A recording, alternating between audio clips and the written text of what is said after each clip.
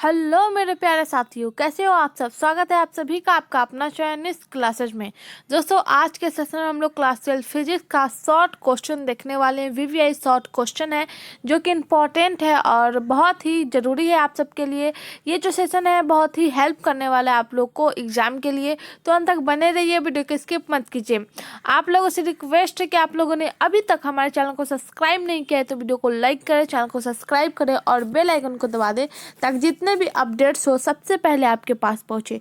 और इस वीडियो को ज़्यादा से ज़्यादा अपने दोस्तों में शेयर करिए और चलिए इस सेशन में अंत तक बने रहिए। तो चलिए इस सेशन को शुरू करते हैं।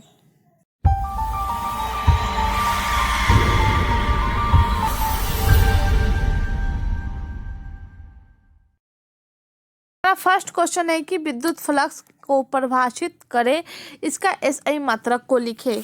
तो विद्युत फ्लक्स को दिख रहा होगा कि किसी सतह के हर बिंदु पर वैद्युत तीव्रता परिभाषित हो तो सतह के अभिलंब क्षेत्र सदिश के साथ तीव्रता सदिश का अदिश गुणन ही वैद्युत फ्लक्स का वैद्युत फ्लक्स कहलाता है।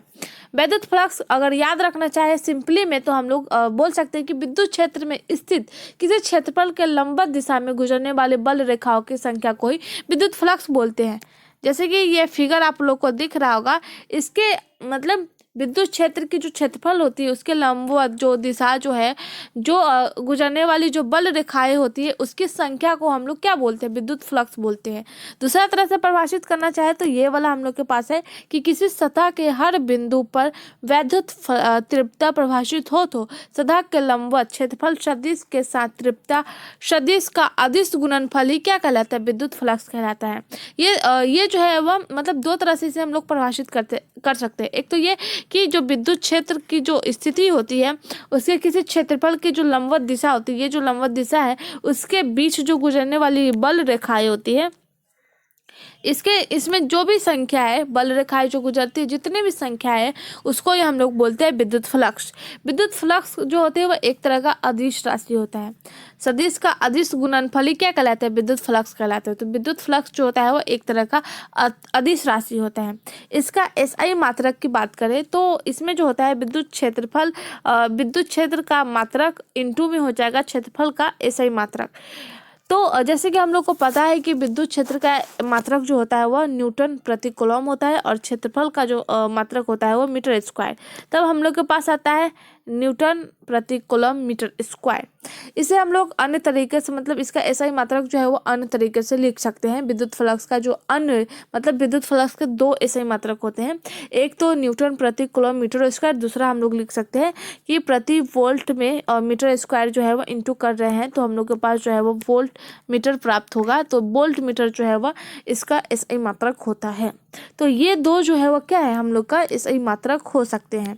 तो विद्युत फ्लक्स का जो परिभाषा सूत्र होता है वो क्या होता है, फाई बराबर ई डॉट डी ए, ये होता है। पता है हम लोग को ये क्या है, एक अल्प क्षेत्र है। क्या है, अल्प क्षेत्र है। और ई जो है वो क्या है, विद्युत क्षेत्र की तीव्रता है।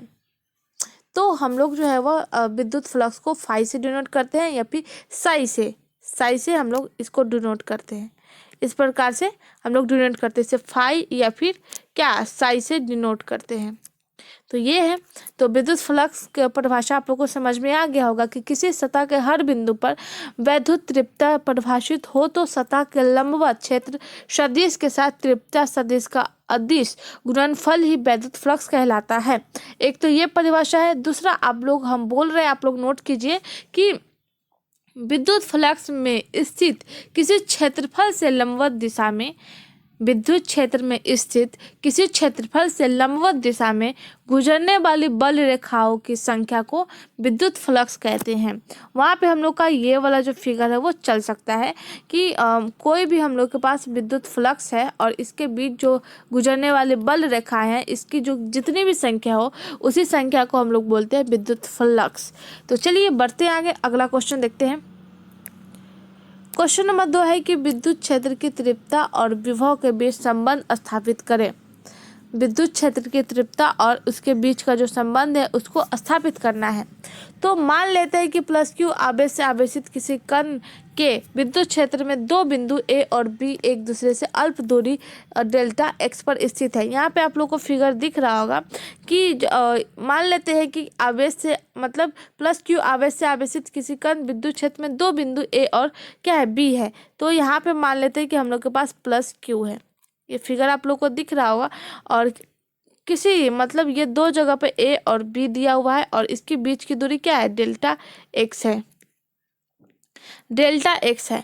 तो इसके बाद जो लिखा हुआ कि विभव की परिभाषा के अनुसार इन बिंदुओं पर विभव का मान प्रति एकांक परीक्षण आवेश को अनंत से इन बिंदुओं तक लाने के लिए किया गया कार्य प्राप्त होता है।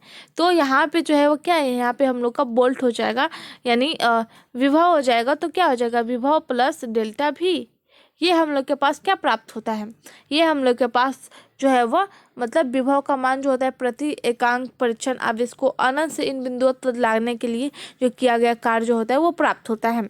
और पी यहाँ पे देखिए आगे लिखा हुआ है कि स्पष्ट है कि बिंदु ए के विस्थापन की अपेक्षा बिंदु बी के विस्थापन में कम कार्य संपादित होगा। जहाँ के हम लोग टेस्ट कर रहे हैं इधर से तो चार्ज क्या हो रहा है, कम हो रहा है। ए की अपेक्षा जो है वह बी क्या है, कम चार्जेबल है।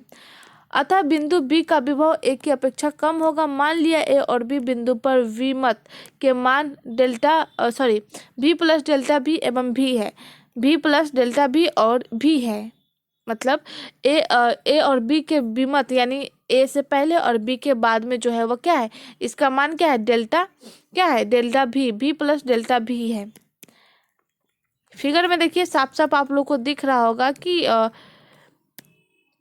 यहाँ पे आप लोग को दिख रहा है कि ए के जस्ट नीचे क्या है भी प्लस डेल्टा भी और बी के साइड में है भी।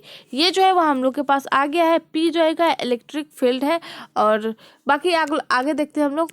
तो आगे दिया हुआ कि अतः बी बिंदुओं के बीच विभवांतर भी प्लस डेल्टा भी माइनस भी बराबर डेल्टा भी होगा। तो होगा जो प्रति एकांक परीक्षण आवेश को बिंदु बी से बिंदु ए तक विस्थापित के लिए का डेल्टा डब्ल्यू के बराबर होगा। इस फिगर में देखिए यहाँ पे दिया गया है कि मान लीजिए कोई क्यू आवेश है, क्यू आवेश है जो क्या कर रहा है विद्युत क्षेत्र की ओर है। उसमें दो बिंदु है ए और बी, दोनों बिंदु उपस्थित है। बिंदु ए और बी के बीच में क्या है डेल्टा एक्स जो है वो कार्य कर रहा है, मतलब उसके बीचों बीच है। उसके बाद इसमें बोला गया है कि जब हम लोग इसमें टेस्ट करते हैं तो ए की अपेक्षा में बी क्या है कम का चार्जेबल है। तो जो कि हम लोग को टेस्ट करने में पता चल रहा है पी जो है वो क्या है इलेक्ट्रिक फील्ड है और ए और बी के बीच यानी विमत में इसका मान क्या हो जाएगा भी प्लस डेल्टा भी और बी के बाद में यानी बी के बाद में क्या हो जाएगा भी हो जाएगा। इसके बाद जो है वो क्या है इसके बीच जो विभवांतर जो हो जाएगा ए और बी के बीच का विभवांतर क्या हो जाएगा भी प्लस डेल्टा भी माइनस बी बराबर क्या हो जाएगा डेल्टा भी। तो ये जो परीक्षण है इससे हम लोग के पास डेल्टा डब्लू बराबर हो जाएगा। यदि ए बी के बीच परीक्षण आवेश क्यू पर क्रियाशील मध्य वैद्युत बल एफ हो तो ए और बी के बीच विभवांतर जो है विभवांतर डेल्टा भी बराबर क्या हो जाएगा डेल्टा डब्ल्यू बाई क्यू। क्योंकि क्यू जो है वह क्या है एक आवेश है। इक्वल में डेल्टा डब्ल्यू की जगह पे हम लोग लिख सकते हैं minus F delta x by Q. F by Q अगर हम लोग इसको निकालें माइनस एफ बाई क्यू इस साइड में लिख देंगे डेल्टा एक्स तो हम लोग के पास क्या प्राप्त हो जाएगा minus E F by Q की जगह पर क्या हो जाएगा माइनस ई डेल्टा एक्स। तो यहाँ पे हम लोग का विद्युत क्या हो जाएगा विद्युत क्षेत्र की तीव्रता हम लोग के पास प्राप्त हो रहा है क्या ई बराबर डेल्टा भी बाई डेल्टा एक्स। क्या प्राप्त हो रहा है ई बराबर डेल्टा भी बाई डेल्टा एक्स। आगे का मान देखिए आगे लिखा हुआ है,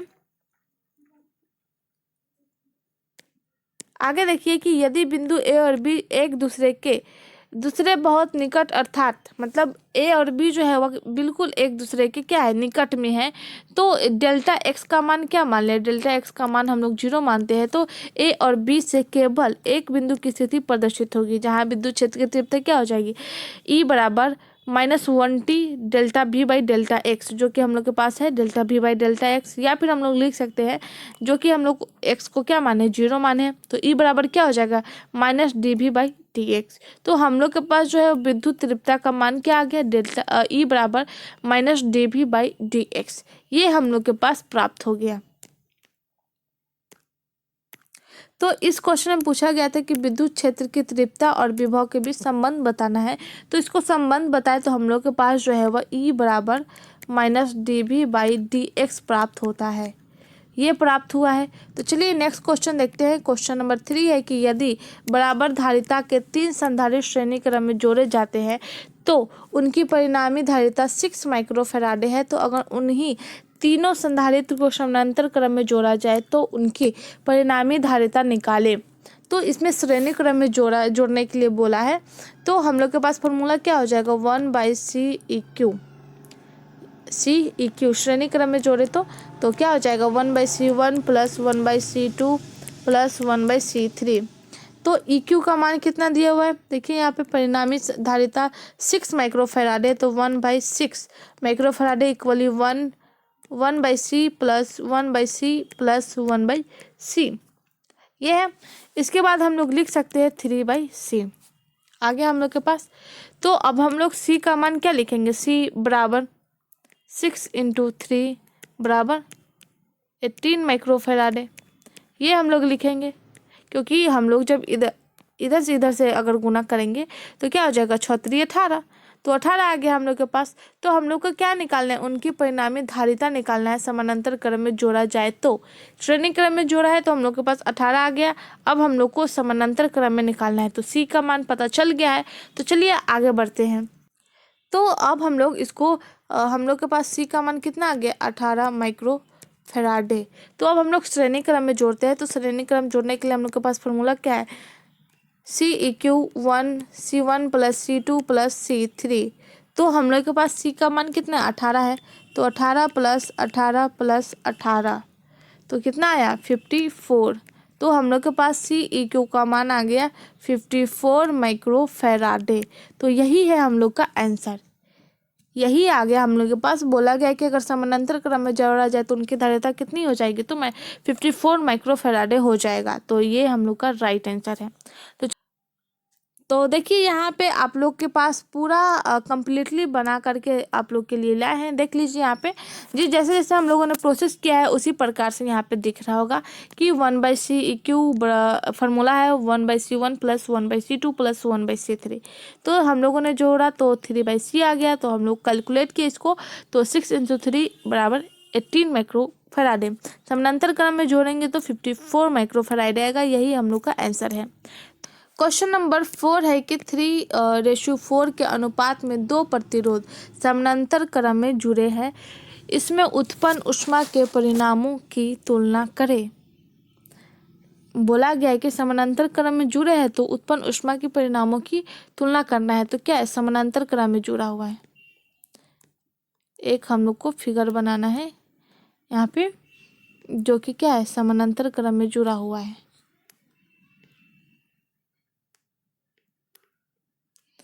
ये है, इसमें धारा प्रवाहित हो रही I, यहाँ जाएगा तो I1 और इसका मान कितना है 3R, कितना है 3R, और नीचे वाला का 4R।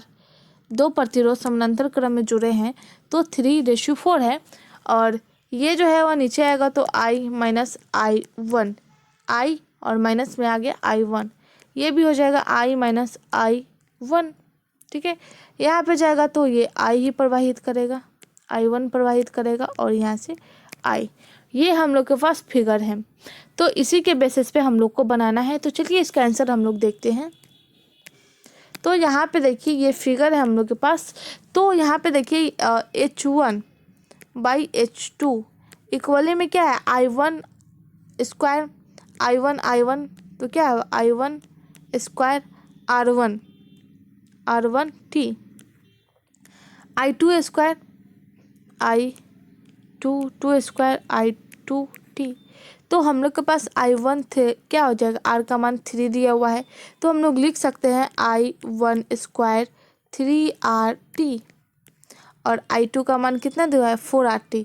तो bracket on I minus I1 square में जाएगा, क्योंकि I1 माइनस आई स्क्वायर ये जो है वो 2 बार है तो स्क्वायर में डाल सकते हैं।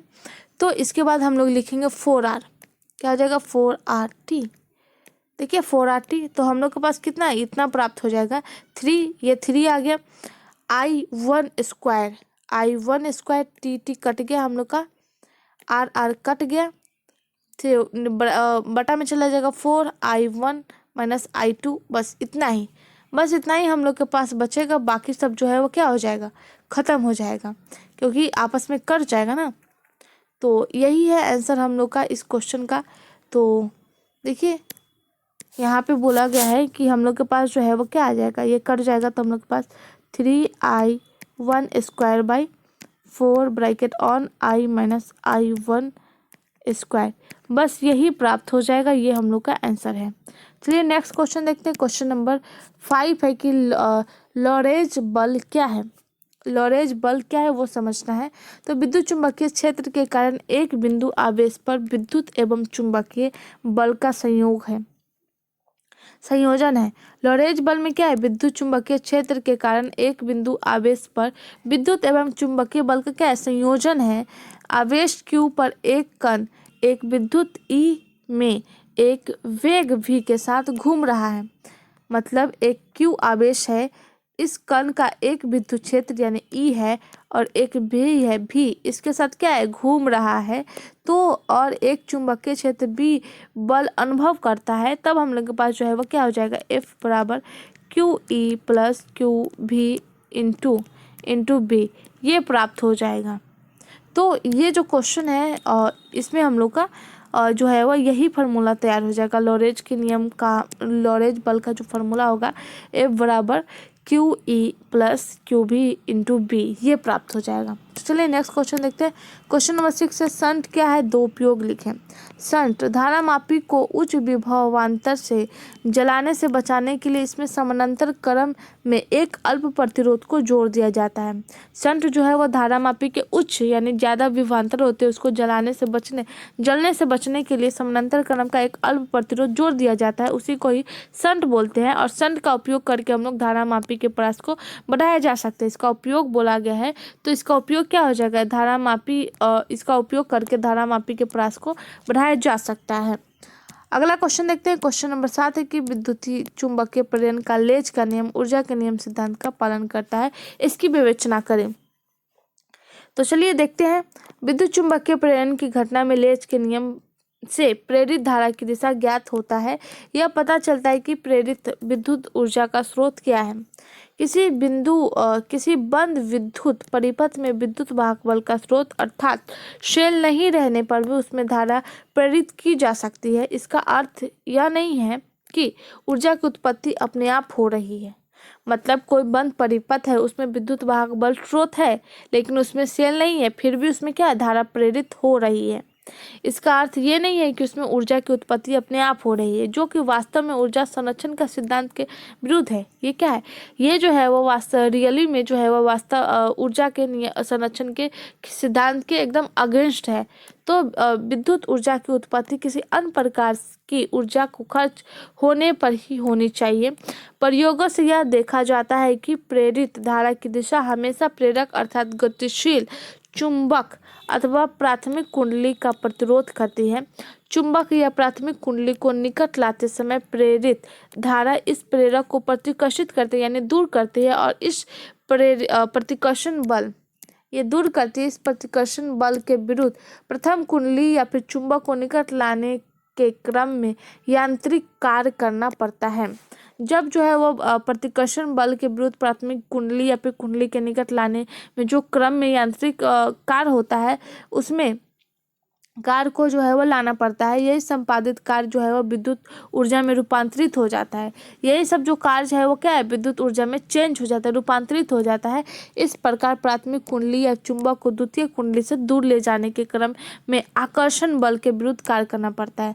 मतलब जब प्राथमिक कुंडली होती है उसको चुंबक को जब पास लाया जाता है तो उसमें विकर्षण होता है, और जब दूर लेके जाया जाता है तो आकर्षण होता है, आकर्षण के विरुद्ध कार्य करना पड़ता है। इस प्रकार लेज का नियम जो है वो ऊर्जा संरक्षण के विरुद्ध मतलब ऊर्जा संरक्षण के सिद्धांत का पोषक है।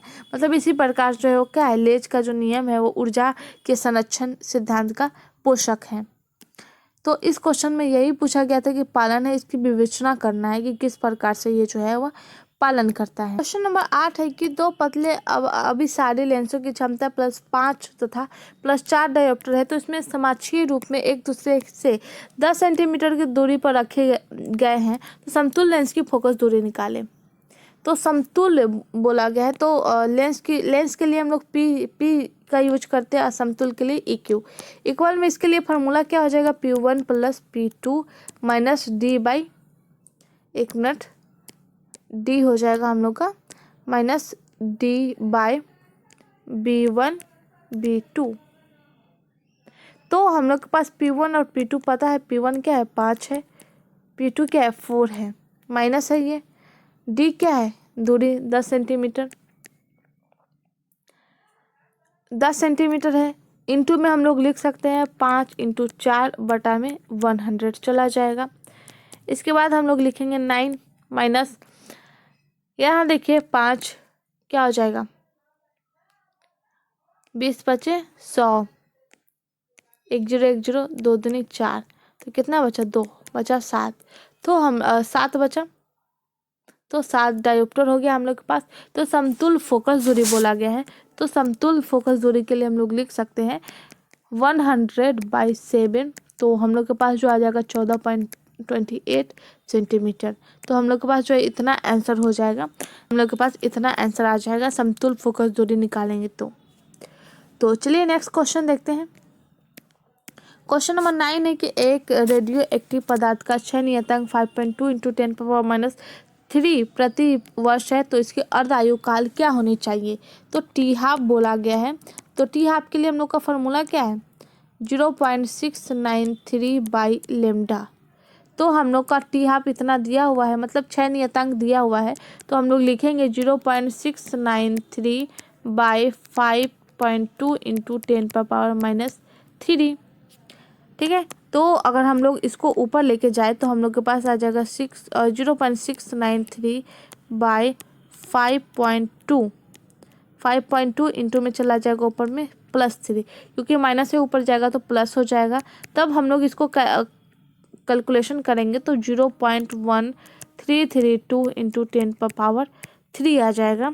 तो अगर इसको हम लोग पूरा कैलकुलेशन निकाले तो हम लोग के पास जो है वह 133.2 ईयर प्राप्त होगा। तो इसकी अर्ध आयु काल कितनी हो जाएगी 133.2 वर्ष। तो चलिए देखिए यहाँ पे अच्छे तरह से बना करके देख लीजिए, इसका आंसर इतना ही आएगा 33.2 ईयर। तो यही हम लोग का राइट आंसर है। तो आज के लिए बस इतना ही, इतना आप लोग प्रिपरेशन कीजिए, इतना नोट्स बनाइए।